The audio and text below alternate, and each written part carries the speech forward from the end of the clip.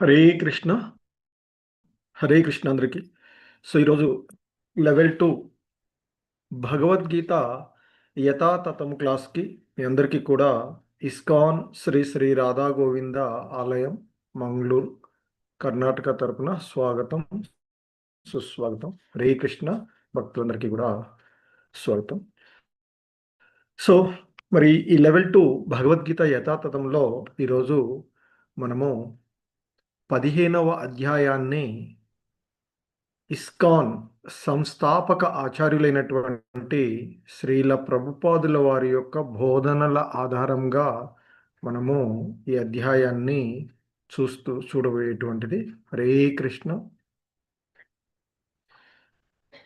ఓం అజ్ఞానతిమిరాంధస్య జ్ఞానాంజనశలాకయా చక్షుర్మిలితం యేన తస్మై శ్రీగురవే నమః. శ్రీచైతన్యమనోభీష్టం స్థాపితం యేన భూతలే స్వయం రూపః కదా మహ్యం దదాతి స్వపదాంతికం. వందేహం శ్రీగురు శ్రీయుతపదకమలం శ్రీగురూన్ వైష్ణవాంశ శ్రీరూపం సాగ్రజాతం సహగణ రఘునాథాన్వితం తం సజీవం సాద్వైతం సావధూతం పరిజన సహితం కృష్ణ చైతన్యదేవం శ్రీరాధా కృష్ణ పాదాన్ సహగణ లలితా శ్రీ విశాఖాన్వితాంశ.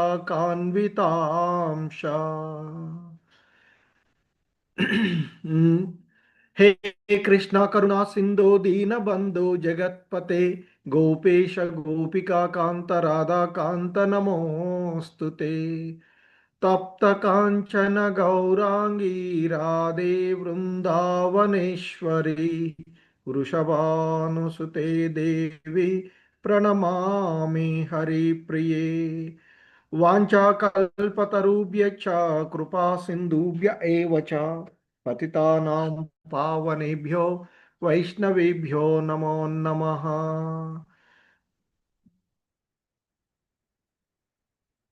నమో ఓం విష్ణుపాదాయ కృష్ణప్రేష్టాయ భూతలే శ్రీమతే భక్తివేదాంత స్వామినితి నామినే.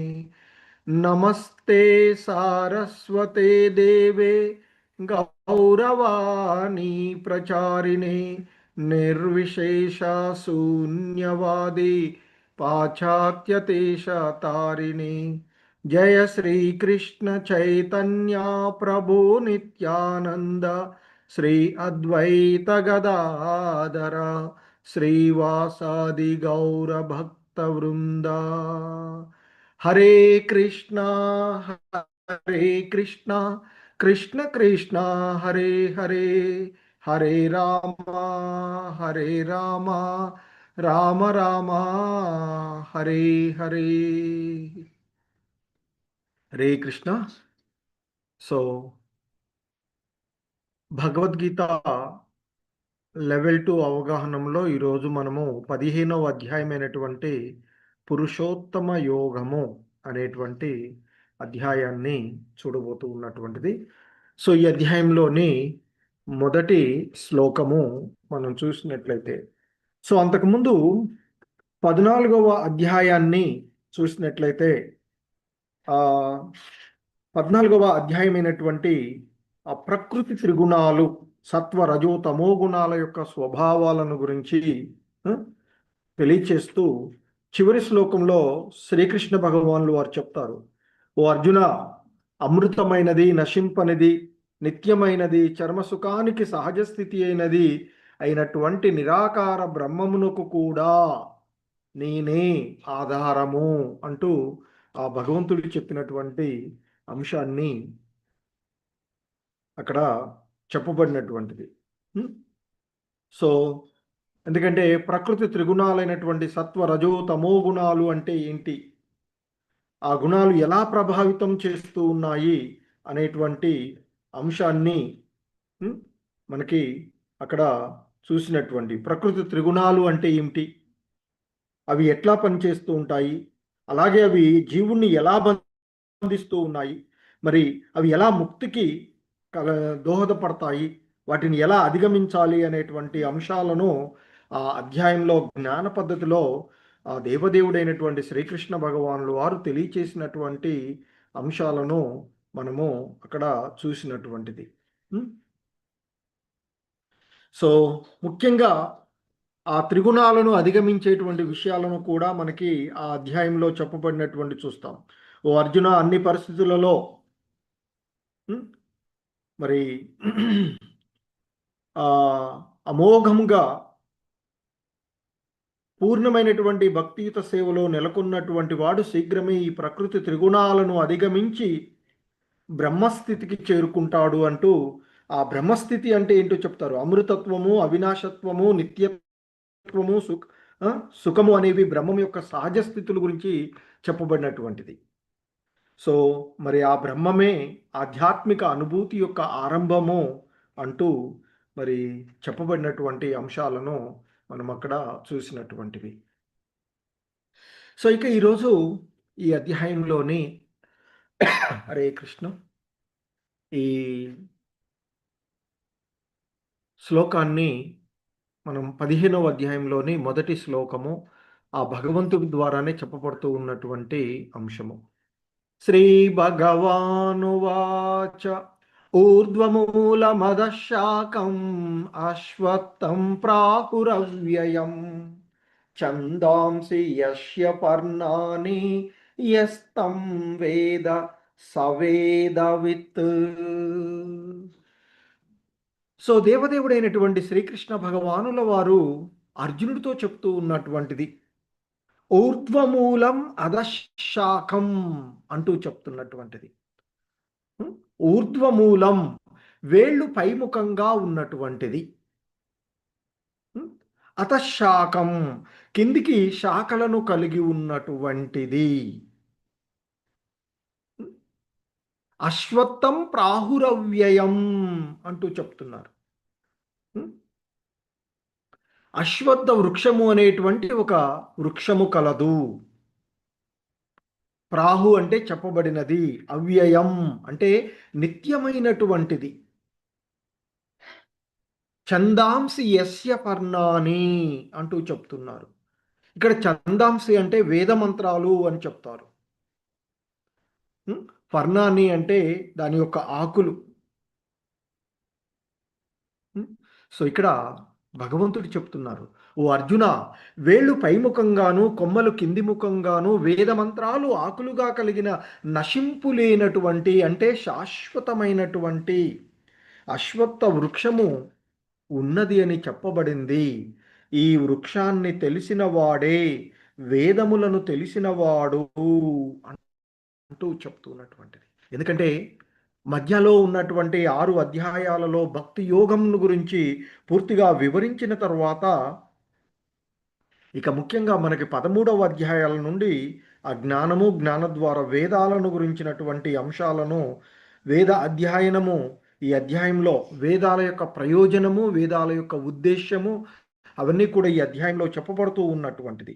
శ్రీకృష్ణుని అర్థం చేసుకోవడమే వేదాల యొక్క ముఖ్య ప్రయోజనమని ఈ అధ్యాయం మనకి చివరిగా ఈ అధ్యాయంలో చెప్పబడేటువంటి అంశంగా చెప్పుకోవచ్చు. అలాగే కృష్ణ భక్తి భావనలో ఉన్నటువంటి వాడు అంతకుముందే భక్తియుత సేవలో నెలకొన్నటువంటి వాడుగాను, భక్తియుత సేవలో నెలకొన్నటువంటి వాడు వేదాలను ఎరిగినటువంటి వాడుగాను చెప్పబడుతూ ఉన్నటువంటిది. అయితే ఇక్కడ మనకి ఆ భగవంతుడి ద్వారా చెప్పబడుతూ ఉన్నటువంటి అంశం ఏంటంటే, ఈ భౌతిక జగత్తు యొక్క బంధనం ఏదైతే ఉందో అది ఇక్కడ అశ్వత్థ వృక్షంతో పోల్చబడినటువంటిది. ఎందుకంటే ఇది ఒక వాస్తవమైనటువంటి వృక్షం యొక్క ప్రతిబింబంగానే చెప్పవచ్చు. ఎందుకు, వేర్లు పైముఖంగా ఉండేటువంటి చెట్లు మనకు ఉండవు కదా. వాస్తవానికి ఏంటి, శాఖలేమో పైకి ఉంటాయి, వేర్లు కిందికి ఉంటాయి కదా. సో ఇది దాని యొక్క మిర్రర్ ఇమేజ్, అంటే వాస్తవికమైనటువంటి లోకం ఏదైతే ఉందో దాని యొక్క ప్రతిబింబమే ఈ భౌతిక జగత్. ఈ భౌతిక జగత్తు యొక్క బంధనాన్ని ఇక్కడ మనకు అశ్వత్థ వృక్షంతో పోలుస్తూ ఉన్నారు. ఈ కామ్యకర్మలలో నెలకొనేటువంటి వాడు ఈ అశ్వత్థ వృక్షము అనేటువంటి ఈ అంతం లేని వృక్షంలోనే ఉండిపోతారు అనేటువంటిది ఇక్కడ చెప్పబడుతూ ఉన్నటువంటి. సో ఇంకా చెప్తూ ఉన్నారు ఆయన, అదచోర్ధ్వం ప్రసృతాస్తస్య శాఖా గుణ ప్రవృద్ధ విషయ ప్రవాళాః అదచ్చ మూలాన్యనుసంతతాని కర్మానుబంధీని మనుష్యలోకే. సో ముఖ్యంగా ఇంకా భగవంతుడు చెప్తూ ఉన్నటువంటిది ఇక్కడ, అతహ అంటే కింద ముఖంగా, ఊర్ధ్వం అంటే పైముఖంగా, అత ఊర్ధ్వం అంటే ఇక్కడ చెప్తున్నారు ఈ అశ్వత్థ వృక్షం ఏదైతే ఉందో దాని యొక్క కొమ్మలు, ఆ వృక్షం యొక్క కొమ్మలు, ఈ అశ్వత్థ వృక్షం యొక్క కొమ్మలు ప్రకృతి యొక్క మూడు గుణాల ద్వారా, సో పూర్వపు అధ్యాయంలో చూసినటువంటి ప్రకృతి త్రిగుణాలైనటువంటి సత్వ రజో తమో గుణాలు అనేటువంటి ఈ మూడు గుణాల ద్వారా, ఎందుకంటే ఆ మూడు గుణాలలో ఉండేటువంటి వ్యక్తులు ఎలా విధంగా ఉంటారు ఏంటి అనేది మనకి చెప్పబడ్డాడు. సో ఆ మూడు గుణాల ద్వారా పోషింపబడుతూ దాని యొక్క కొమ్మలు కిందికి మరియు పైకి విస్తరించి ఉంటాయి. దాని యొక్క రెమ్మలు ఇంద్రియ విషయాలుగా చెప్పబడుతూ ఉన్నాయి. ఈ వృక్షపు వేర్లు కింది ముఖంగా కూడా వెళుతూ మానవ సమాజంలోని కామ్యకర్మలకు బంధింపబడి ఉంటాయి. అంటే ఈ అశ్వత్థ వృక్షం యొక్క వివరణ మరికొంత ఇక్కడ ఇస్తూ ఉన్నారు. దాని కొమ్మలు అన్ని దిక్కులా వ్యాపించి ఉన్నాయని, దాని క్రింది భాగాలలో మనకి నానా రకాలైనటువంటి జీవరూపాలు, ఇక్కడ ఇది చూడండి, వాస్తవానికి ఇక్కడ మనకి ఇలా కనిపించేదంటే దీని యొక్క ప్రతిబింబం. అంటే మనం ఇలాంటిది వేర్లు పైముఖంగాను శాఖలు కింది ముఖంగాను కనిపించేది నీటి తటాల్లో వద్దని మనం చూడగలుగుతాం. వాస్తవానికి ఈ భౌతిక జగత్తులో అటువంటి వృక్షం అంటూ ఏది ఉండదు, నీటి తటాల దగ్గర మనం చూడవచ్చు. సో అటువంటి ఈ ప్రకృతి త్రిగుణాల చేత పోషింపబడుతూ ఉన్నటువంటి ఆ వృక్షము, దాని యొక్క కొమ్మలు అన్ని దిక్కులకు వ్యాపించి ఉన్నాయని, దాని యొక్క కింది భాగంలో నానా రకాలైనటువంటి జీవరూపాలు, అంటే మానవులు, పశువులు, గుర్రాలు, ఇక వివిధ రకాలైనటువంటి ఆవులు, కుక్కలు, పిల్లులు వంటి ఇవన్నీ కూడా కొమ్మల కింది భాగాలలో ఉన్నటువంటి జీవరాశులుగా చెప్తూ ఉంటుంటారు. వాస్తవానికి పై భాగాలలో ఉన్నతమైనటువంటి జీవులు, దేవతలు, వీళ్ళు ఉండేటువంటి, కింది భాగంలో మాత్రమే మనం మధ్యలో సాధారణంగా ఇంకా కింద ఇవి ఉండేటువంటి. సో ఇక్కడ ఉన్నతమైనటువంటి జీవులు అయినటువంటి దేవతలు మొదలైనటువంటి వారు, గంధర్వులు, కిన్నెరలు, కింపురుషులు వంటి వాళ్ళు పైన ఉంటారు, పై లోకాలలో ఉంటారు అని చెప్తూ ఉంటుంటారు. సో ఈ యొక్క చెట్టు మనకి త్రిగుణాల చేత పోషింపబడుతూ ఉంటూ ఉంటుంది. సో మరి చెట్లు నిరంతరం పోషింపబడాలంటే ఏం కావాలి? నీళ్లు కావాలి. మరి ఈ చెట్టుకు, ఈ అశ్వత్థ వృక్షానికి నీళ్ళేంటి? త్రిగుణాలు. సో ఈ త్రిగుణాల నుండి మనము బయటపడ్డామనుకోండి, ఈ అశ్వత్థ వృక్షము అనేటువంటి బంధనము నుంచి కూడా బయటపడతాం. ఆ చెట్టు ఎండిపోతుంది. ఇక ఎలాగైతే నీళ్లు పోయకపోతే చెట్టు ఎండిపోయినట్లుగా, బీడు బారిపోయినట్లుగా ఈ గుణాలకు అతీతుడైనప్పుడు, అందుకే త్రిగుణాతీతుడు కావాలి అని చెప్తూ ఉంటుంటారు పూర్వపు అధ్యాయాలలో. ఆ మూడు గుణాలను కూడా అధిగమించాలి అనేటువంటి విషయాన్ని చెప్పబడినటువంటిది. సో ఇంకా చెప్తున్నారు, నరూపమస్యేహ తతోపలభ్యతే నాంతో నచాధీర్న చ సంప్రతిష్ట అశ్వత్థమేనం సువిరూఢమూలం అసంగశస్త్రేణ దృఢేన చిత్వా తతపదం తత్పరిమార్గితవ్యం యస్మిన్ గతా న నివర్తంతి భూయః తమేవ చాద్యం పురుషం ప్రపద్యే యత ప్రవృత్తి ప్రసృతా పురాణి. సో ఇంకా చెప్పబడుతూ చెప్తూ ఉన్నటువంటి అంశం ఏంటంటే ఇక్కడ ముఖ్యంగా ఎందుకంటే ఈ అశ్వత్థ వృక్షం యొక్క నిజ రూపం ఈ భౌతిక జగత్తులో అర్థం కానిది అని చెప్తున్నారు. సో అదే విషయాన్ని ఈ శ్లోకంలో ఈ 2 శ్లోకాల్లో చెప్తుంది. ఏంటి ఈ శ్లోకాల్లో చెప్తుంది? ఈ వృక్షం యొక్క నిజ రూపము ఈ లోకంలో ఎవ్వడికీ తెలియదు. ఎందుకంటే అది నిజమైనటువంటిది కాదు, ప్రతిబింబమే అని ఇంతకుముందు మనం చూసినట్లుగా నీటి తటంలో ఎలాగైతే ఒక ఒడ్డుపైన ఉండేటువంటి చెట్టు దాని యొక్క ప్రతిబింబము నీటిలో ఎలా కనిపిస్తుందో ఆ విధంగా మనకు ఉన్నటువంటి అశ్వత్థ వృక్షం. మరి ఇక్కడ ఈ భౌతిక జగత్ అంటే అశ్వత్థ వృక్షము ఆది మధ్య అంతాలు ఎక్కడనేటువంటి విషయాన్ని కూడా ఈ లోకంలో ఎవడూ కూడా తెలుసుకోలేరు అని చెప్తూ ఉన్నటువంటిది. కానీ మరి అలా ఈ భౌతిక జగత్తులో త్రిగుణమయమైనటువంటి సత్వ రజో తమో గుణాలతో పోషింపబడుతూ వేళ్లతో విలసిల్లుతూ ఉన్నటువంటి ఆ వృక్షం ఎలాగైతే ఇంతకుముందు చెప్పినట్లుగా నీటిని అందించకపోతే ఒక వృక్షం ఎండిపోయినట్లుగా మనం ఈ గుణాలకు అతీతులమై అంటే వైరాగ్యాన్ని ప్రదర్శిస్తే అందుకే ఇక్కడ చెప్తున్నారు.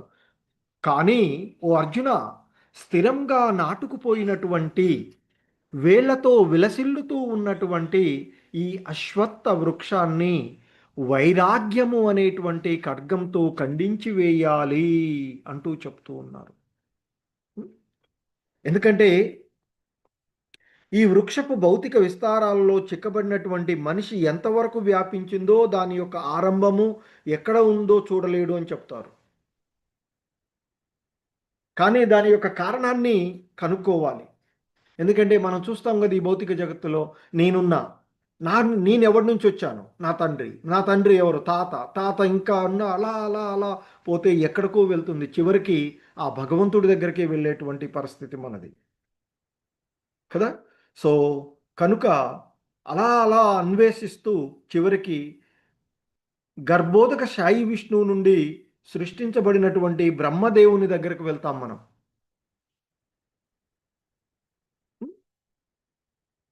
సో బ్రహ్మ నుండి వచ్చినట్లుగా అలా అలా అలా అలా. సో అయితే అందుకే చెప్తున్నారు ఆ వైరాగ్యము అనేటువంటి ఖడ్గంతో అశ్వత్థ వృక్షాన్ని ఖండించిన తదుపరి ఇక మరి ఎక్కడికి వెళితే పునర్జన్మ లేకుండా ఉంటుందో అటువంటి ధామాన్ని వెతుక్కోవాలి అని చెప్తున్నారు. సో భక్తి యోగాలలో మనకు చెప్పారు, నా యొక్క ధామము దివ్యమైనది, నా ధామాన్ని చేరినవాడు మరలా ఈ భౌతిక జగత్తు దుఃఖాలయము అశాశ్వతము జనన మరణాలతో కూడినటువంటి ఈ భౌతిక జగత్తుకు రాడు అని చెప్తున్నారు. సో కాబట్టి అందుకే చెప్తున్నారు ఇక్కడ తరువాత పునర్జన్మ లేకుండా చేసే పరమపదాన్ని వెతుక్కోవాలి. యవ్వాని నుండి సమస్తము ఆరంభమైనదో, యవ్వని నుండి అనంతకాలంగా ఈ సమస్తము వ్యాపించి ఉన్నదో అట్టి మహాపురుషుణ్ణి తెరను వేడాలి అంటూ ఇక్కడ చెప్పబడుతూ ఉన్నటువంటిది. సో ఇక్కడ అందుకే ఈ శ్లోకాలలో అసంగ అనేటువంటిది, ఎందుకంటే ఆ ఇంద్రియ భోగాల పట్ల ఆసక్తి, ప్రకృతి పైన ఆధిపత్యము చలాయించాలి అనేటువంటివే ఈ జీవుడిలో ఉండేటువంటి ప్రబలమైనటువంటి లోభ కారణమైనటువంటి కామకారణమైనటువంటి అంశాలుగా చెప్పబడుతూ ఉంటుంటాయి. సో కాబట్టి ప్రామాణికమైనటువంటి ఆచార్యుల నుండి, ప్రామాణికమైనటువంటి గ్రంథాల నుండి విజ్ఞానము చర్చ ద్వారా వైరాగ్యాన్ని నేర్చుకోవాలి అని చెప్తూ ఉంటుంటారు. సో అలా ఆ వైరాగ్యము అనేటువంటి ఖడ్గంతో ఖండించి వేసిన తదుపరి భవబంధన విముక్తి పొంది జనన మరణాలు లేనటువంటి ఆ భగవంతుని యొక్క దివ్య ధామాన్ని, మరి ఎవరిది అంటే ఎవరు ఆ ధామం? భగవంతుడు. సో ఎవడి ద్వారానైతే ఈ సమస్తము సృష్టించబడిందో, ఎవడి ద్వారానైతే ఈ సమస్తము పోషించబడుతుందో, ఎవరి ద్వారానైతే ఈ సమస్తము లయింప చేయబడుతుందో అటువంటి ఆ పరమ పురుషుణ్ణి శరణు పొందాలి అంటూ చెప్పబడుతూ ఉన్నటువంటిది. సో ఇంకా చెప్తున్నారు, నిర్మాణమోహాజిత సంగదోష అధ్యాత్మ నిత్య వినివృత్త కామా ద్వంద్వైర్విముక్తా సుఖ దుఃఖ సంజ్ఞై గచ్చంత్యమూఢ పదమవ్యయం తత్.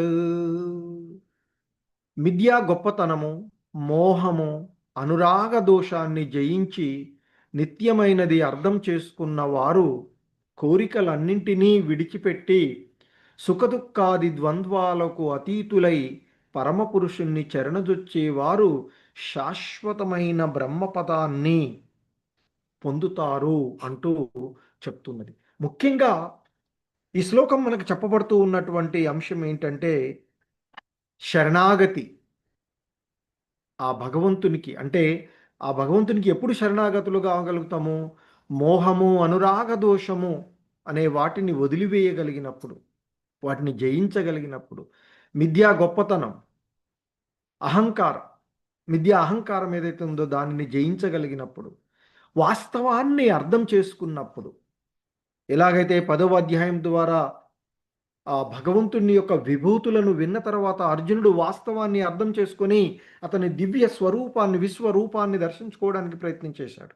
సో అలా వాస్తవమైనటువంటి అంశాన్ని అర్థం చేసుకున్నటువంటి వారు, కోరికలన్నింటినీ విడిచిపెట్టినటువంటి వాడు, సుఖదుఖాలు, లాభనష్టాలు, మానవమానాలు, ద్వంద్వాలు ఇట్లాంటి వాటన్నిటికీ కూడా అతీతులైనటువంటి వాడే ఆ భగవంతునికి శరణజొచ్చగలడు అని, అలా శరణజొచ్చినటువంటి వాడు మాత్రమే శాశ్వతమైనటువంటి ఆ భగవంతుని యొక్క దివ్యధామాన్ని చేరుకోగలడు అంటూ చెప్తున్నటువంటి ఇక్కడ నిర్మాణ మోహ. నీ అంటే లేకుండా, మాన అంటే మిథ్య గొప్పతనం, మోహ అంటే మోహం.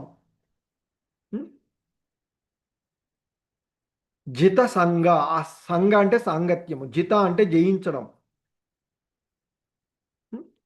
సో అందుకే ఇక్కడ మిథ్యా గొప్పతనము, మోహము, అనురాగ దోషాన్ని జయించి వాస్తవమైనటువంటిది, నిత్యమైనటువంటి దాన్ని, ది అబ్జల్యూట్ ట్రూత్, పరమపదంని తెలుసుకొని కోరికలన్నింటినీ విడిచిపెట్టి సుఖదుఖాల వంటి ద్వంద్వాలకు అతీతులైనటువంటి వారు ఆ పరమపురుషునికి శరణజొచ్చి శాశ్వతమైనటువంటి బ్రహ్మపదాన్ని పొందుతారు అంటూ చెప్తున్నారు.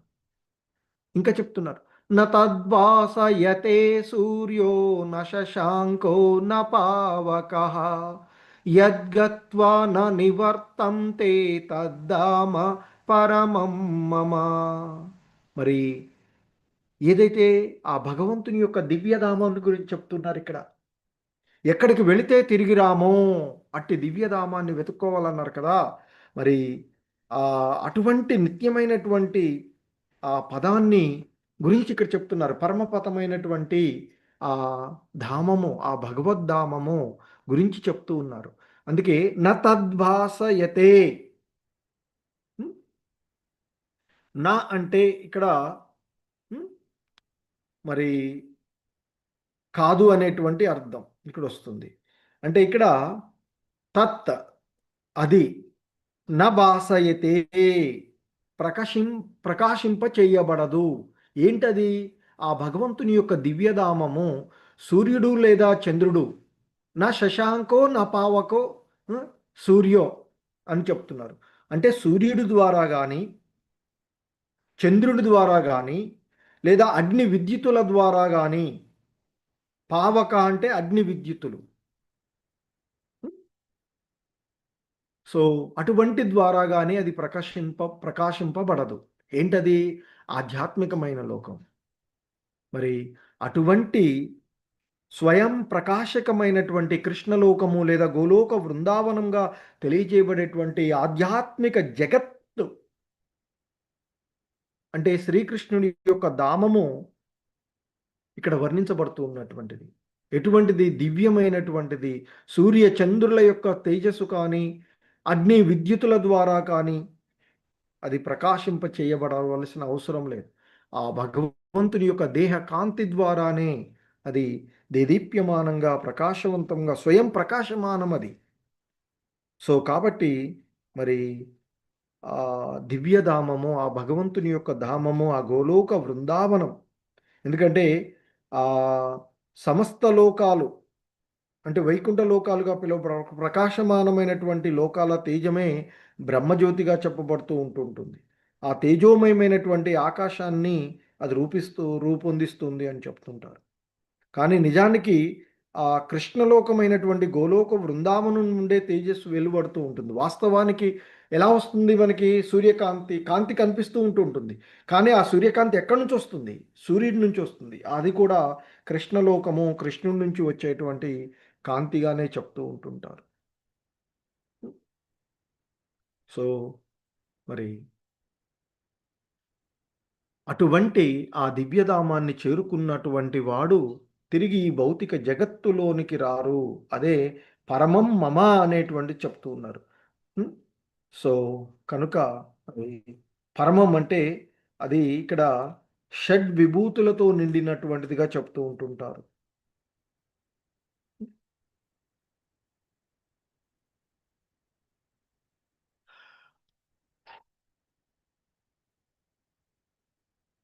సో ఇంకా చెప్పబడుతూ ఉన్నటువంటి అంశం మమైవాంశో జీవలోకే జీవభూత సనాతనః మనషష్టానింద్రియాణి ప్రకృతిస్థాని కర్షతి.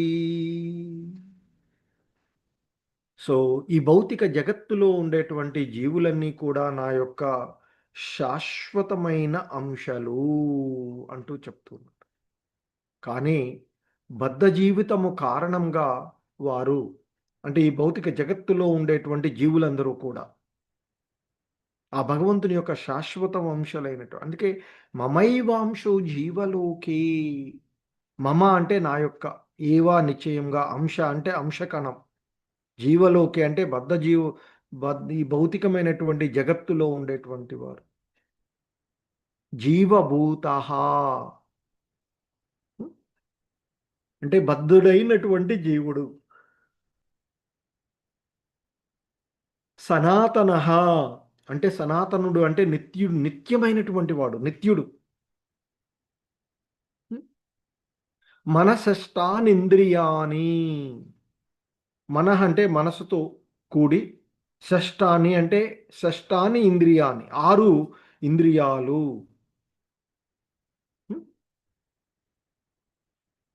ప్రకృతి స్థాని కర్షతి భౌతిక ప్రకృతిలో నెలకొన్నటువంటి ఆ సంఘర్షణ చేస్తూ ఉన్నారు. తీవ్రమైనటువంటి సంఘర్షణ పడుతూ ఉన్నారు అని చెప్పి. శరీరం యదవాప్నోతి యచ్చాప్యుత్క్రామతీశ్వరः గృహీతైతాని సంయాతి వాయుర్గంధాని వాశయాత్. శరీరం యదవాప్నోతి. సో ఇక్కడ చెప్పబడుతూ ఉన్నటువంటి శరీరం అంటే ఈ శరీరము ఎత్ అంటే వలి అవాప్నోతి అంటే పొందుతాడు యత్ అంటే వలె. హ్మ్. సో ఇక్కడ ఈ శ్లోకం యొక్క భావం చూసినట్లయితే చెప్పబడుతూ ఉన్నటువంటిది వాయువు వాసనలను హ్మ్, తీసుకొని పోయినట్లు అంటే ఒక చోటి నుండి మరొక చోటికి తీసుకొని పోయినట్లుగా జీవుడు కూడా తన యొక్క భిన్నమైనటువంటి భావనలను ఒక శరీరం నుండి మరొక శరీరానికి తీసుకువెళతాడు. ఆ విధంగా తిరిగి వేరొక శరీరాన్ని తీసుకొని హ్మ్, దానిని అంటే వేరొక శరీరాన్ని తీసుకోవడానికి దానిని అంటే పాత శరీరం ఏదైతే ఉందో దానిని విడిచిపెడతాడు అని చెప్తున్నారు. అంటే ఇక్కడ ముఖ్యంగా ఈశ్వరుడు యొక్క శాశ్వతమైనటువంటి తత్వం చెప్పబడుతుంది. అంటే జీవుడు ఈశ్వరుడుగా అంటే ఈ దేహానికి ప్రభు ఈశ్వరుడు అంటే ప్రభువు. ఈ దేహానికి తాను ఏదైతే పొందాడో కర్మఫల సిద్ధాంతాలను అనుసరించి తాను పొందినటువంటి ఆ దేహానికి అతడు ప్రభువుగా చెప్పబడుతూ ఉన్నటువంటిది. సో అంతకుముందు కూడా చెప్పాం. ప్రతి దేహంలోనూ కూడా ఆత్మ ఉంటుంది. అన్ని దేహాలలో కూడా పరమాత్మ ఉంటాడు. పరమేశ్వ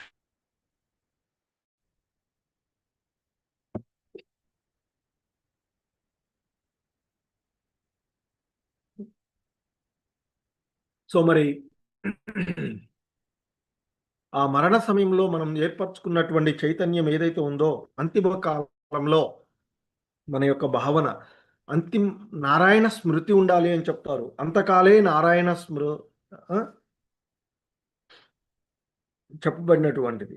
సో కనుక ఆ అంత్యకాలంలో ఆ నారాయణ యొక్క స్మృతిని కలిగి ఉన్నటువంటి వాళ్ళు ఆ భగవద్ధామాన్ని చేరుకోవడానికి అంటే ఆధ్యాత్మికమైనటువంటి పురోభివృద్ధిని వాళ్ళు పొందుతూ ఉంటారు అని చెప్పబడుతూ ఉన్నటువంటిది. సో ఇంకా చెప్తూ ఉన్నారు, శ్రోత్రం చక్షుస్పర్శనం చ రసనం గ్రాణమేవ చ అధిష్టాయ మనచ్ఛాయం విషయానుపసేవతే.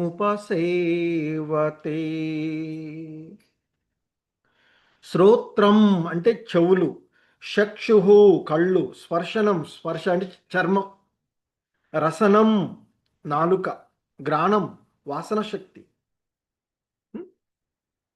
సో అంటే ఇక్కడ చెప్తున్నారు ఈ విధంగా జీవుడు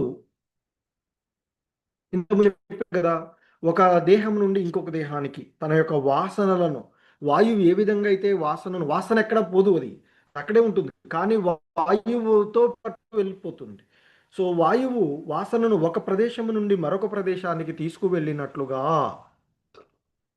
జీవుడు కూడా వేరొక దేహాన్ని గ్రహించేటప్పుడు దానికి తగినటువంటి చెవులను, అందుకే శ్రోత్రం చక్షుష, శ్రోత్రం అంటే చెవులు, అలాగే చక్షు కన్నులు, స్పర్శనం చర్మం, రసనం నాలుక, గ్రాణం అంటే ఆ వాసన శక్తి ముక్కు అన్నట్టు ఇక. సో ఆ విధంగా జీవుడు వేరొక దేహాన్ని గ్రహించి దానికి తగినట్లుగా, అంటే తాను ఏ దేహాన్ని అయితే పొందుతూ ఉన్నాడు, ఉదాహరణకి పంది మనం ఇక్కడ చూస్తే అది నివసించేటువంటి ప్రదేశము వర్గం, అదే మానవుడికి అది కంపుగా ఉండేటువంటి ప్రదేశం. మరి ఎందుకు దానికి అది స్వర్గము అంటే, ఆ రకమైనటువంటి భావనలు, ఆ రకమైనటువంటి ఆలోచనల వలన అది రకమైనటువంటి దేహాన్ని పొందింది. కాబట్టి ఆ చర్మం మన ఒంటిపైన గింతంత దుమ్ము పడితే వెంటనే దులుపుకుంటాం. అది మంచిగా బొర్లుతుంది ఆ బురదలో. మంచిగా వాసన దానికి, అది మంచి సెంటు దానికి కదా! మనకి అక్కడుండే వాసన చూడగానే వామిటింగ్ సెన్సేషన్ వస్తుంది. దానికి అది కళ్ళు చూడగానే అబ్బా! ఇది ఎంత మంచి ప్రదేశం రా నాకు అనిపిస్తుంది దానికి. కానీ మనకు అది చూడగానే అబ్బా! కంపు, ఈ ప్రదేశం వైపుకు పోవద్దు, దూరంగా పోదాం అనిపిస్తూ ఉంటుంది. ఆ విధంగా సో దేహ సంబంధమైనటువంటి ఇంద్రియార్థాలను పొంది అతడు అంటే అనుభవిస్తూ ఉంటారు అని చెప్తూ ఉంటుంటారు. సో ఆ విధంగా ఆ భౌతికమైనటువంటి భావనలు. సో కానీ ఆత్మ విశుద్ధమైనటువంటిది, వాస్తవానికి చైతన్యవంతమైనటువంటిది. ఈ భౌతిక సాంగత్వాన్ని బట్టి ఆ చైతన్యం మారిపోతూ ఉంటుంది. సత్వగుణంలో ఉంటే ఒక రకంగా, రజోగుణంలో ఉంటే మరొక రకంగా, తమో గుణంలో ఉంటే మరొక రకంగా. వాస్తవానికి మరి జీవుడి యొక్క నిజమైనటువంటి చైతన్యము అంటే కృష్ణ భక్తి భావన. సో కనుక కృష్ణ భక్తి భావనలో నెలకొన్నటువంటి వాడు మాత్రమే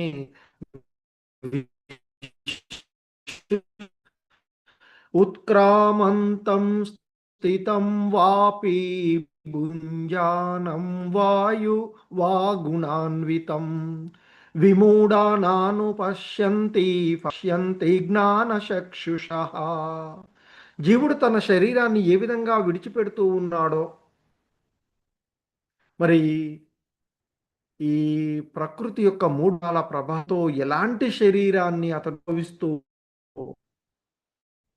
మూర్ఖులు తెలుసుకొనలేరు. ఈ జీవులు వివిధ రకాలైనటువంటి దేహాల్లో ఉన్నప్పుడు వాటికి అవే తెలియదు, కానీ మానవ జన్మలో కొంత మనకి తెలుస్తూ ఉంటుంది, అరే ఇది మనది పరిస్థితి అని. కానీ ఇక్కడ చెప్తున్నారు జ్ఞానంలో శిక్షణ పొందినటువంటి కళ్ళను కలిగిన వాడు ఇవన్నీ చూడగలడు. అంటే ఆధ్యాత్మికంగా పరిపూర్ణతను సాధించినటువంటి వాడు మన జన్మ ఏంటి, మనం ఇప్పటి వరకు ఏం చేశామో ఏంటి, ఇవన్నీ కూడా చూడగలుగుతాడు. ఎలాగైతే మనకు ఒక ఇంజన్ ఏదైనా నడుపుతూ ఉన్నాం అనుకోండి, లేదా కారు నడుపుతూ ఉన్నాం అనుకోండి, సింపుల్గా ఏదైనా చిన్న టెక్నికల్ ప్రాబ్లం వస్తే మనకు తెలియదు, మనకేం తెలియదు అక్కడ. కానీ దానిపైన శిక్షణ పొందినటువంటి ఒక మెకానిక్ వచ్చాడు అనుకోండి, చూసి చిన్న ప్రాబ్లం, వైర్ కదిలిందో లేకపోతే ఇంకేదో అయిందో చూసి, ఫ్యూజ్ పోయిందో లేదో చూసేస్తాడు. మనకు తెలియనప్పుడు ఏముంది, చాలా ఎదువుగా ఉంటూ ఉంటుంది, చిన్న ప్రాబ్లం లాగా అనిపిస్తుంది. సో అలాగే మన జీవితాన్ని గురించి, మనల్ని గురించి మనం జ్ఞానాన్ని పొందినప్పుడు మనకి మనం వాస్తవికం ఏమిటి అనేటువంటిది తెలుసుకోగలుగుతాము. అదే వాస్తవ జ్ఞానాన్ని తెలుసుకోవలసినటువంటి అంశం. యతంతో యోగినచ్చైనం పశ్యంత్యాత్మన్యవస్థితం యతంతోప్యకృతాత్మానో నైనం పశ్యంత్యచేతసః.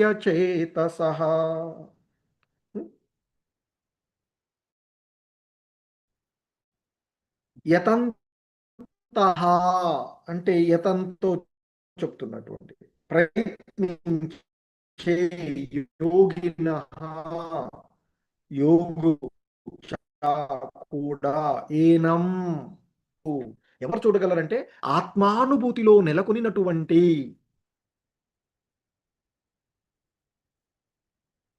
హరే కృష్ణ మాతాజీ, వినిపిస్తుందా? వినిపిస్తుంది ప్రభుజీ. కొంచెం కొంచెం స్టక్ అవుతుంది ప్రభుజీ, ఈ శ్లోకం మాత్రం ప్రభుజీ. హరే కృష్ణ.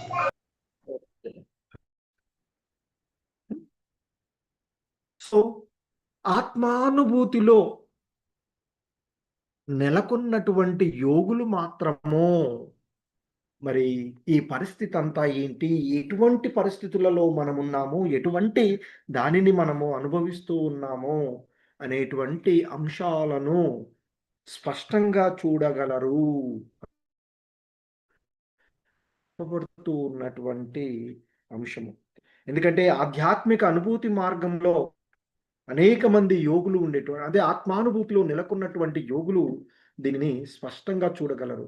కానీ మనసు అభివృద్ధి చెందనటువంటి వాడు, అంటే మనసు ఎదగనటువంటి వాడు, అంటే వాస్తవ తత్వాన్ని తెలుసుకోలేనటువంటి వాడు, ఆత్మానుభూతిలో నెలకొననటువంటి వాడు ఎంత ప్రయత్నం చేసినా ఏమి జరుగుతూ ఉన్నదో చూడలేదు అంటూ చెప్తూ ఉన్నటువంటి, అంటే ఆత్మానుభూతి విషయంలో మరి అటువంటి ఆత్మానుభూతి లేనటువంటి వాడు నిజంగా అందులే అని చెప్తూ ఉంటుంటారు. యజ్ఞాన అంధకారంలో ఉన్నటువంటి వాళ్ళం మనం అని చెప్తూ ఉంటారు. మరి యజ్ఞాన అంధకారాన్ని తొలగించేటువంటి గురువులను ఆశ్రయించవలసినది, లేదా ప్రామాణికమైనటువంటి శాస్త్ర గ్రంథాలను ఆశ్రయించవలసినటువంటి పరిస్థితి. సో మరి ఆ భగవంతుణ్ణి, అంటే కృష్ణ భక్తి భావనలో, విశుద్ధమైనటువంటి భక్తి యోగంలో నెలకొన్నటువంటి భక్తి యోగులే దీనిని, ఈ యథార్థ తత్వాన్ని చూడగలరు అనేటువంటిది మనకి ఇక్కడ చెప్పబడుతూ ఉన్నటువంటిది. సో ఇంకా చెప్తూ ఉన్నారు, యదాదిత్యగతం తేజో జగద్భాసయతైఖిలం యచ్చంద్రమసి యచ్చాగ్నౌ తత్తేజో విద్ధి మామకం. ఓ అర్జున, ఈ మొత్తం ప్రపంచంలోని చీకటిని చెదరగొట్టేటువంటి సూర్య చంద్రుడు తేజస్సు, ఆ సూర్యుని యొక్క తేజస్సు, చంద్రుడి యొక్క వైభవము, సో సమస్త జగత్తులోని చీకటిని నశింపచేసేటువంటి, ఆ చీకటిని చెదరగొట్టేటువంటి సూర్యుని తేజస్సు, ఆ సూర్యునిలోని కాంతి తేజస్సు నా నుండే వస్తూ ఉన్నది. అలాగే చంద్రుడి యొక్క వైభవం, అగ్నిలోని తేజస్సు కూడా నా నుండే కలుగుతూ ఉన్నాయి అని తెలుసుకో అర్జున అంటూ చెప్తూ ఉన్నటువంటిది. అంటే వాస్తవానికి ఇదంతా కూడా ఏ విధంగా జరుగుతుంది, సృష్టి ఎలా ఉంది, సృష్టి ఏ విధంగా నడపబడుతుంది, ఇవన్నీ కూడా అజ్ఞానులు తెలుసుకోలేరు అని చెప్తారు. జ్ఞానులు మాత్రమే, అందున భక్తి యోగ స్థితిలో నిమగ్నమైనటువంటి వారు మాత్రమే తెలుసుకోగలరు అనేటువంటిది ఇక్కడ చెప్తూ ఉన్నటువంటిది. సో ఆ విధంగా ఆ సూర్యుడు, చంద్రుడు, అగ్ని, విద్యుత్తు వీళ్ళందరిలో ఉండేటువంటి ఇవన్నీ కూడా ఆ భగవంతుని యొక్క తేజము, అగ్నిలో ఉండేటువంటి తేజం, ఇవన్నీ కూడా భగవంతుడి నుండి వస్తున్నాయి అనేటువంటిది మనిషి అర్థం చేసుకోవలసినటువంటి విషయం. ఎందుకంటే సమస్త సౌరమండలాన్ని సూర్యుడే ప్రకాశింపచేస్తూ ఉన్నాడు కదా. సో కాబట్టి అదేవిధంగా మనకి ఈ భిన్నమైనటువంటి విశ్వాలు, సౌరమండలాలు, భిన్నమైనటువంటి సూర్యచంద్రులు, లోకాలు కూడా ఉంటాయి. మరి కానీ ప్రతి విశ్వానికి ఒక్క సూర్యుడే ఉంటాడు. అదే మనకి ఇంతకు ముందు నక్షత్రానాం అహం శశి అంటూ చెప్పబడినటువంటిది కదా. సో కాబట్టి ఆ సూర్యకాంతి ఆధ్యాత్మిక ఆకాశంలోని భగవంతుని ఆధ్యాత్మిక కాంతి వలననే కలుగుతూ ఉన్నది అని చెప్తూ ఉంటుంటారు. సో ఇంకా చెప్పబడుతుంది, గామావిశ్య చ భూతాని ధారయామ్యం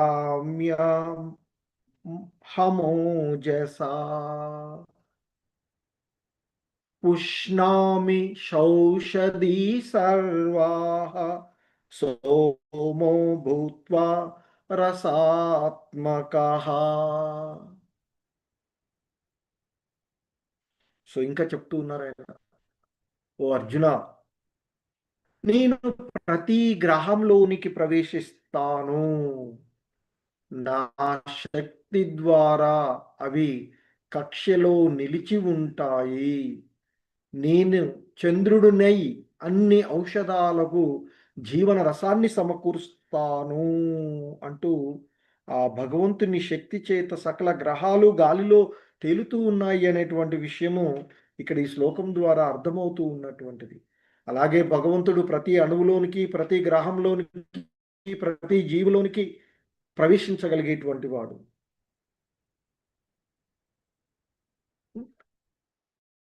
ఎందుకంటే ఆ భగవంతుని యొక్క ఒక అంశ చేతనే ఇవన్నీ కూడా పోషింపబడుతూ, సృష్టించబడుతూ ఉన్నటువంటి అంశాలు.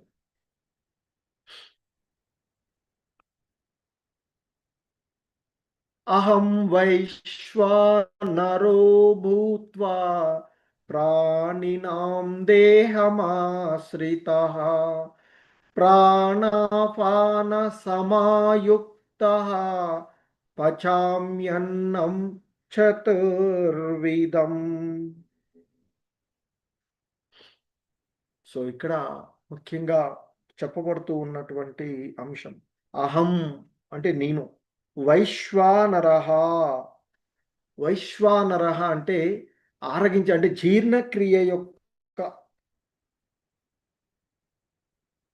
జఠరాగ్ని అని చెప్తూ ఉన్నటువంటి. సో అందుకే ఆయన అంటున్నారు ఇక్కడ, ఓ అర్జున, నేను అన్ని జీవుల యొక్క శరీరాలలో జీర్ణక్రియ యొక్క జఠరాగ్నిని.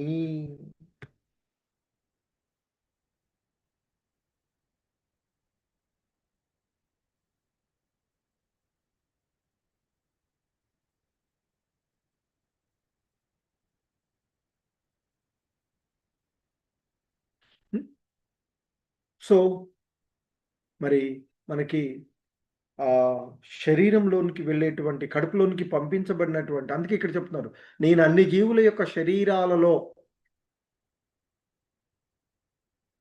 ఇక్కడ ఆయన అంటున్నారు, అహం వైశ్వనరో భూత్వా ప్రాణినాం దేహమాశ్రితః ప్రాణాపాన సమాయుక్తః పచామ్యన్నం చతుర్విధం. నేను అన్ని జీవుల యొక్క శరీరాలలో జీర్ణక్రియ యొక్క జఠరాగ్నిని ప్రాణ అపాన వాయువులతో కలిసి నేను 4 రకములైన ఆహార పదార్థాలను అరిగిస్తాను అంటూ చెప్తూ ఉన్నాయి. ఎందుకంటే కడుపులోనికి పంపించేటువంటి సమస్త ఆహారాన్ని అరిగించడానికి దానిలో అగ్ని ఉన్నది అని మనకి ఆయుర్వేద శాస్త్రంలో చెప్పబడుతూ ఉన్నటువంటిది. సో మరి అక్కడ అగ్ని మండినప్పుడే మనకి ఆకలి ఉంటూ ఉంది. అగ్ని మండకపోతే ఆకలి వేయదు అని చెప్తూ ఉంటుంటారు.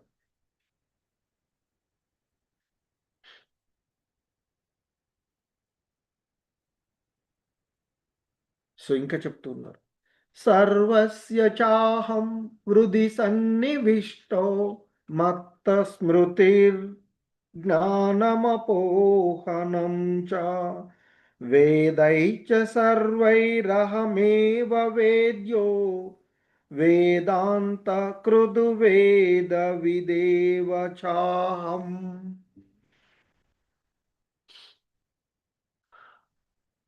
సో ఇంకా చెప్తూ ఉన్నారు ఆ భగవంతుడు, ఓ అర్జున, నేను ప్రతి ఒక్కరి హృదయంలో ఆసీనుడునై ఉన్నాను. నా నుండే జ్ఞాపక శక్తి, జ్ఞానము, మతిమరుపు కలుగుతూ ఉన్నాయి. అన్ని వేదాల ద్వారా తెలిసి ఉండాలి, నేనే తెలిసి ఉండాలి.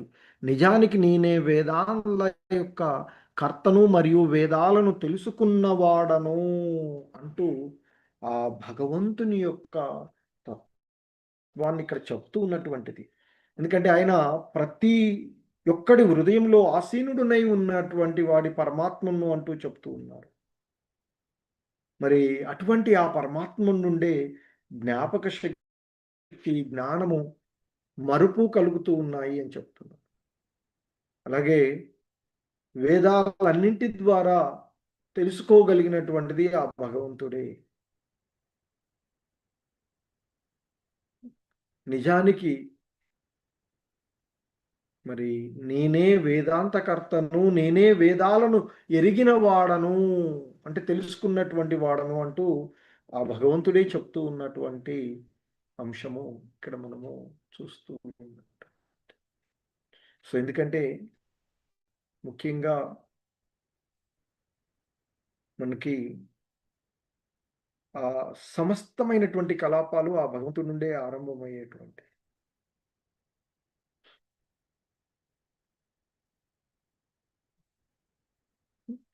సో జీవుడు తన యొక్క పాత జీవితానికి సంబంధించింది ప్రతిదీ కూడా మర్చిపోయేటువంటిది. అలాగే ఆ మరి మనకి సాక్షిభూతంగా ఉండేటువంటి ఆ భగవంతుడు నిర్దేశాన్ని అనుసరించి సో వాటి నుండి బయటపడాలి అనేటువంటి విషయాన్ని చెప్తారు. ద్వావిమౌ పురుషౌ లోకే క్షరచ్చాక్షర ఏవ చ క్షర సర్వాణి భూతాని కూటస్థోక్షర ఉచ్యతే. ద్వౌ అంటే ఇద్దరు, ఇమా ద్వావిమౌ, ఇమౌ అంటే ఈ అని ఇక్కడ పురుష అంటే జీవులు. సో ముందుగా ఇక్కడ చెప్పబడుతూ ఉన్నటువంటి అంశం ఏంటంటే ఈ జీవులు రెండు రకాలుగా ఉన్నారు అని చెప్తున్నారు. క్షరుడు, అక్షరుడు అనే రెండు తరగతులు జీవులు ఉన్నారు అంటూ చెప్తూ ఉన్నారు. అయితే ఈ భౌతిక జగత్తులో ఉండేటువంటి ప్రతి ఒక్కడు కూడా క్షరుడు.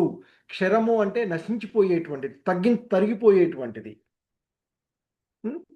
సో ప్రతి జీవుడు కూడా ఈ భౌతిక జగత్తులో ఉండేటువంటి ప్రతి జీవుడు కూడా క్షరుడుగా ఉన్నారు. కానీ ఎవడైతే ఆధ్యాత్మిక లోకాన్ని చేరుకుంటాడో వానికి తరుగుదల కానీ అంటే ఇక అక్షరుడుగా పిలువబడేటువంటి వాడు చెప్తున్నాడు. నశింపు లేనటువంటి వాడు, శాశ్వతమైనటువంటి వాడుగా అతడు చెప్పబడుతూ ఉన్నటువంటి అంశము. సో ఎందుకంటే ఇక్కడ క్షర సర్వాణి భూతాని అనేటువంటిది వాడబడినటువంటిది.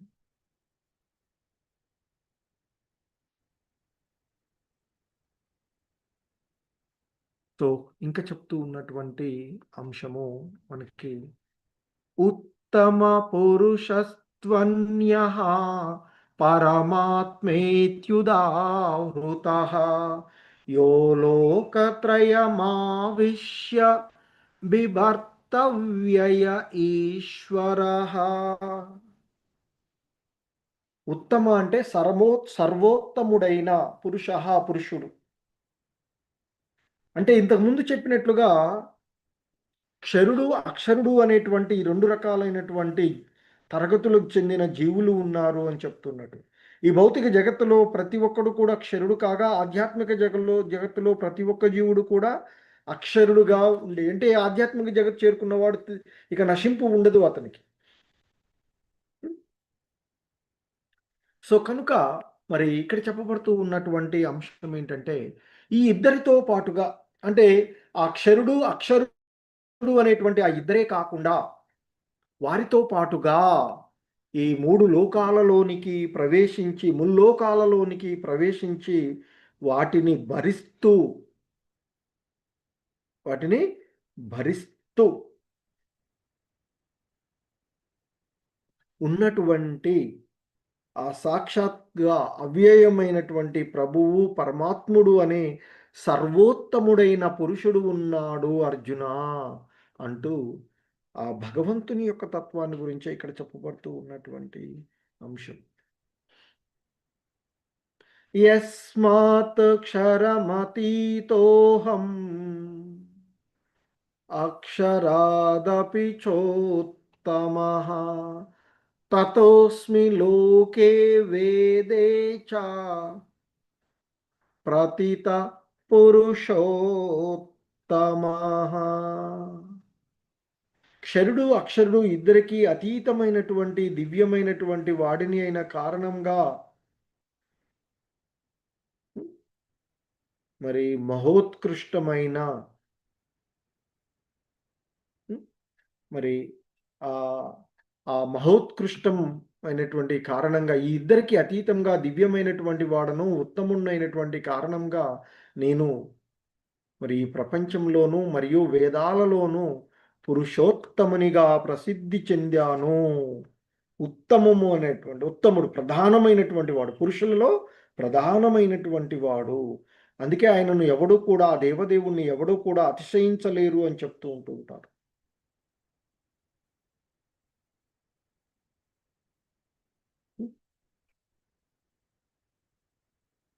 సో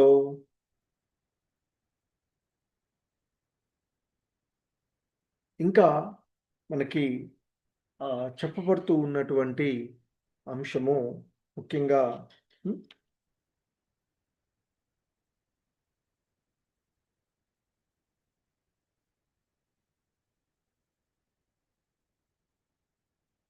యో మామేవమసమ్మూఢో జానాతి పురుషోత్తమం సర్వవిదు భజతి మాం సర్వభావేన భారత. సో భారత, ఓ భరతవంశీయుడా అంటూ ఆ అర్జున్ని సంబోధిస్తూ చెప్తూ ఉన్నటువంటి అంశం ఏంటంటే, ఇక్కడ చెప్తూ ఉన్నారు, యో మామేవమసమ్మూఢో జానాతి పురుషోత్తమం. సో మాం అంటే ఇక్కడ నన్ను అని అర్థం, అసమ్మూఢో అంటే సంశయాలేవి లేకుండా. అందుకే చెప్తున్నారు, ఓ అర్జున సందేహం లేకుండా నన్ను ఎవడైతే పురుషోత్తముడుగా తెలుసుకుంటాడో అటువంటి వాడు సమస్తము తెలిసినటువంటి వాడు అంటూ చెప్తున్నారు. అంతే కదా, వేదాల యొక్క అర్థము, వేదాల యొక్క ఉద్దేశము ఆ భగవంతుణ్ణి తెలుసుకోవడమే, అదే జ్ఞానం. ఆ భగవంతుణ్ణి తెలుసుకున్నటువంటి విధమే జ్ఞానం అవుతూ ఉంటుంది. సో కాబట్టి ఎవడైతే సంశయాలే లేకుండా భగవంతుణ్ణి పరమపురుషుడిగా తెలుసుకుంటాడో అతడు సమస్తము ఎరిగినవాడు అని, ఓ భరతవంశీయుడా, అందువల్ల అతను నా యొక్క పూర్తి భక్తి సేవలో నెలకొని ఉంటాడు అంటూ చెప్తూ ఉన్నారు. ఎందుకంటే ఆ భగవంతుణ్ణి యథార్థంగా అర్థం చేసుకున్నటువంటి వాడు మరి మొత్తం తెలిసినటువంటి, ఏంటి మొత్తం తెలుసుకోండి, భగవంతుడు, భగవంతునికి భక్తుని అంటే ఆత్మ పరమాత్మల మధ్య ఉండే సంబంధము, ఆత్మ అంటే ఏమిటి, పరమాత్మ అంటే ఏంటి, అంటే ఆత్మానుభూతిని పొందడం. సో అలా ఆ వేద జ్ఞానము అంటే శృతి, అంటే వినడం ద్వారా నేర్చుకునేటువంటిది అని చెప్తారు. పూర్వకాలంలో ఇవన్నీ గ్రంథీకరణం అనేటువంటిది ఏమీ లేకుండా ఉండే, వేదాలు చెప్పబడినటువంటిది. సో అలా చెప్పబడినటువంటి ఆ స్మృతి అంటే వినడం ద్వారా నేర్చుకోబడ్డానికి మరి ఆ వాస్తవమైనటువంటి వేదాల యొక్క సందేశాన్ని శ్రీకృష్ణుడే ఆయన యొక్క ప్రతినిధి వంటి ప్రామాణికులను ఇచ్చినటువంటిది కనుక మనము ఈ వేద జ్ఞానాన్ని, ఈ దివ్య జ్ఞానాలని భగవంతుడి నుండి కానీ ఆ భగవంతుని యొక్క ప్రతినిధుల నుండి కానీ వినాలి అని చెప్తూ ఉంటుంటారు.